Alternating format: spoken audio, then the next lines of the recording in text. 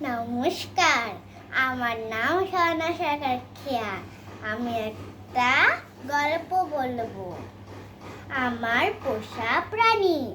আমার একটি পোষা বিড়াল আছে। তার নাম মিনি। তার গায়ের রং সাদা ও বাদামি। মিনি দুধ ও মাছ খেতে পছন্দ করে। মিনি আমার ছোট ভাইয়ের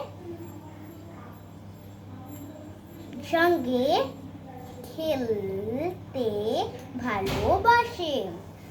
আমার পোষা মিনিকে আমাদের পরিবারের